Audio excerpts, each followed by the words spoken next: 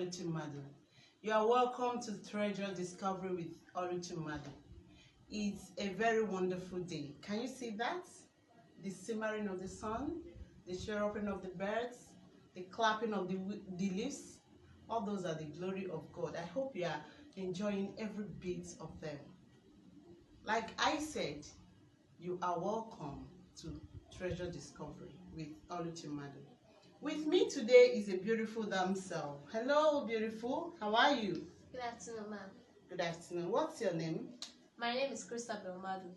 Christabel, beautiful name for a beautiful girl. You're welcome to Treasure Discovery with Oluchimadu. So what do you have for us today? Today I'll be speaking on vision. But before we get to that, let's talk about our world today. Coronavirus, as we all know it as COVID-19, is making a scene all around the world today, which is causing most of our problems in Nigeria today. And we citizens keep on blaming the government for everything, including the virus. We keep on behaving like we're in the times of monarchy, where everything is done for us by the Queen. We ask for rights, and now we have rights, but not using it well. That's because some of us do not have a vision towards life. Now, before we go further, what is vision? Vision can be defined in many ways. To a layman and according to the Advanced English Dictionary, vision is the formation of a mental image or something that is not perceived as real or present to senses, thereby calling vision imagination. And vision and imagination can't be classified together. But according to Jim Rohn, vision is the ability to picture the future from the scripture and then feature in your future. It's the ability to look into the future and then work towards it. But in my own terms, vision is the act of combining your talent and your purpose on earth together in order to make a lifetime goal that will serve as a help to humanity. Vision has no age limit. You are not too young to dream, you're not too old to dream. And because of you're young doesn't mean you have time. You don't keep on procrastinating because you are not going to live in today forever. Tomorrow is still going to come. And if you don't plan for tomorrow, then your day will be ruined. That is the same thing with life. If you don't have a vision towards life, then your life will be ruined. When a baby's cry is heard, it means a solution has been dropped down to the world. And when God drops down an idea, he drops it to so many people. And the first person to act on it is the first person to own it. For instance, Mark Zuckerberg. Mark Zuckerberg is the person that created Facebook, and he didn't just wake up and create it. He started back in his dormitory where he called so many of his friends. Some didn't listen and they left thinking it was a bad idea and it would never come true, while some stayed because they had a vision. Those that left, they missed the opportunity because Mark Zuckerberg was meant to be their helper in their destiny, but they missed the opportunity. Albert Einstein once said, life is like riding on a bicycle. To keep balance, you must keep moving. And to keep moving, you must know your destination. You can't be riding a car and you don't know your destination. You keep on running in circles. And when you figure that out, time would have run out already. Time would have run out already. We need to know our purpose and to know our vision. Our purpose is the reason why we're brought down on earth. And if we don't know our purpose, then we don't know the reason why we exist, and we don't know the reason why we're given birth to. We also need to make sure of one thing, and that is to know who motivates us. Don't allow the wrong person to motivate you, because if the wrong person motivates you, you might end up doing the wrong thing. And even if the good person motivates us, we aspire to be somebody. That doesn't mean you follow the person, whatever he does. Somebody might do something and get to the top, but she might do it and fail. That's because your destiny has been created differently. No man is the same. Don't try to be somebody else. If not, you end up living somebody's life and not yours. Nobody will know even if you existed. Now, we make one mistake nowadays, and that is we refer ambition to vision. Ambition is a selfish desire, while vision is a God-given gift.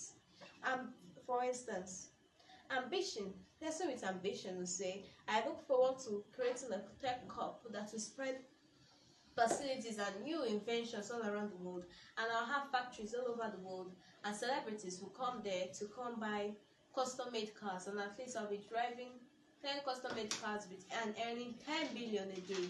But a vision will sound like, I will create a technology corporation that will send facilities all over the world, creating custom-made cars and with the use of solar panel, and that will decrease the use of fuel, which will stop the depleting of the ozone layer. That is the vision. We all see the difference. Ambition is self-centered. It's all about I, me, and myself. For vision is not centered on you. It's not even about you. It's about serving mankind and improving humanity. Another mistake we make these days, we call our hobby our ambition, and we call our hobby our talent. We might have a hobby, that doesn't mean it's our talent. Our hobby might be art, and our talent might be singing. Art can be the inspiration to give us to sing. Art can be the inspiration to write songs. Don't mistake your hobby and your talent. It will be like carrying a circle shape and trying to put it inside a square box. It won't fit, and by the time you realize that the circle shape must have broken. Now, importance of vision. Vision has just a specific advantage, yet no disadvantage. Vision is like a mirror stream in which you see into the future. It's there left for you to work towards it. Because if you don't work towards your vision, then you've done nothing. You might have a vision towards life and you don't work towards it, then you're just listening about thinking and dreaming for no reason.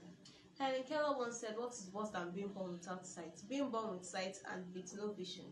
Helen Keller is blind, yes, but now she's a renowned artist because she had a vision towards her life and she worked towards it. But that is to show us that even us that we're born with sight, if we don't have a vision towards life, then we're ending up at the bad spot. Because we're blind, because we're parented, that doesn't stop us. That is not an excuse. But we us with sight, we are mostly the ones that end up doing nothing. We must have a vision towards life, to know our purpose, to know our destiny, to know our place where we are meant to be. We don't want to be like those who end up useless. Because once your time is up and you don't fulfill your purpose, it's given to another person. Now, how to create a vision for yourself. To create a vision for yourself, you just need to know your purpose. And to know your purpose, you must know God. When somebody gives you a product and you have never used it before, the first thing you do is to use the manual.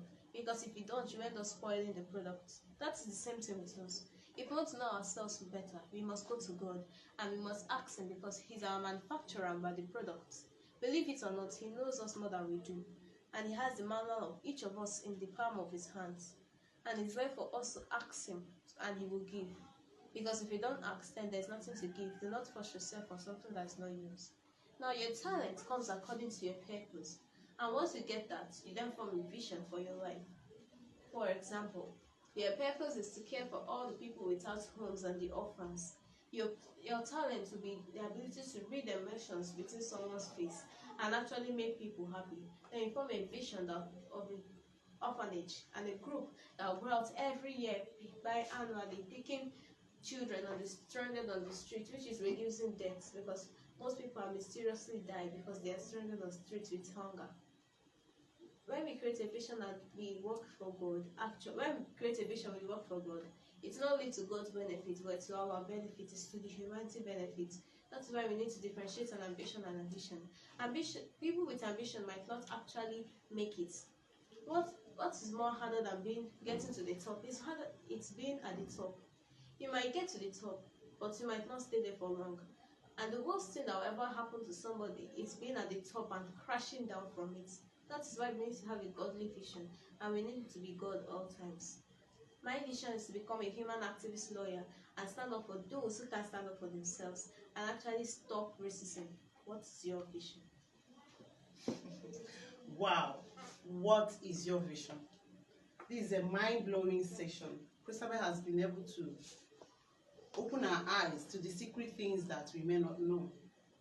She made us understand that we have treasures buried in us that is begging. They are all begging to be expressed. What are you doing with your talents? I love something she said about vision, talent, and purpose. The way she blended it. That for you to create a vision, you have to blend your purpose and your talent together. And how do you know your purpose? She said you must know your maker. That we are just like she cited an instance. She said if you buy a gift, something like a gadget, that for you to use that gadget you need to read through the manuals. If not, you get it spoiled. Just like we are just like God's product, not even like we are God's product. For us to get the best out of ourselves, we need to know our maker. We need to have a relationship with Him so that He will show us the secret and mighty things that are in us. And one of them is the purpose of our existence. Such a mind-blowing section with Christabel. Thank you so much for coming around. And to our wonderful viewers, I hope you were able to grab one or two things. Christabel has challenged our thoughts today. She says she wants to be a human rights activist lawyer. That's her vision. And she asked the question, what is your own vision? What are you doing with those treasures that God deposited in you? And remember, she said that a life without vision is a very bad one. Now, don't think you have all the time. That when God comes knocking, Papa, he doesn't say, okay, you won't say, give me more time. Because already he has fashioned you and know the amount of time you're going to spend on earth. No. She said that you are not too young to dream. Neither are you too old to dream. That whenever you wake up and realize you need a vision, please run with it. Discover yourself by discovering God. Know why you are created. Know your talents, then carve a vision and run with it. Thank you so much for being part of this section. Thank you.